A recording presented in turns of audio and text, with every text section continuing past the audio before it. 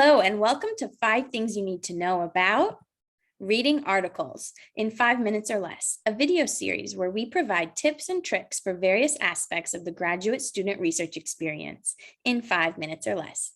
In this video, we offer tips and tricks for consuming research efficiently. It's easy to get bogged down in articles, trying to make sense of statistical terminology you haven't heard of yet, or attempting to read word for word. But we are here to share some information that can help you be a critical consumer of research without spending all of your time reading articles. Now I'll turn it over to Olivia to provide the first tip on how to do that. First, let's talk about the title and abstract. The title and abstract should tell you the main purpose of the paper. The abstract is your friend. We recommend starting here to know whether the paper is applicable to what you are looking for. In addition, it can be helpful to look at authors and their affiliations, which could benefit you for future reference, employment, and guidance, along with checking if the research is reliable. Next up, we recommend reviewing the introduction and discussion. The introduction is helpful for understanding the background information and to also find some similar articles. The discussion section has key takeaways that can be important to apply to your own research.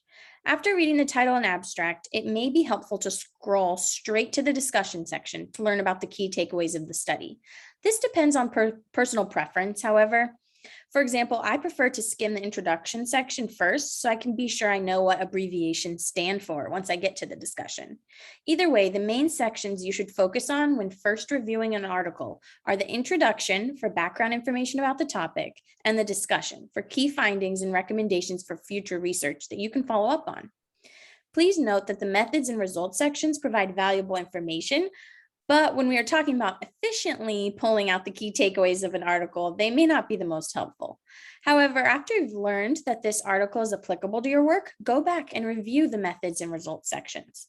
Additionally, when looking for a sample article with a particular research method or trying to see how others write up certain qualitative or quantitative findings, your priorities for what you're looking for in an article do shift to the methods and results sections. Next, be sure to read critically. Don't assume that the authors are correct. They are human too. You should also ask questions as you read, such as, did they do the correct statistical analyses? What was the effect size? You should also consider the year that it was published. Some journals prefer more recent research. If you also look at the methods and results to get a better understanding of what was done and how they came to their conclusions. This step becomes even more critical, but also easier to do once you have taken more advanced methodology coursework and begin designing your own studies. Next, work smarter, not harder. Look at the article's reference list. Once you find one article that is related to your study or topic area, look at their references.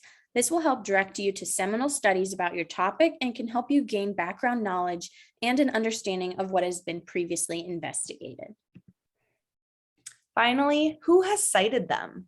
More recent work that has cited the paper can be found on Google Scholar, and it can help you find more related research. So be sure to explore this avenue as well.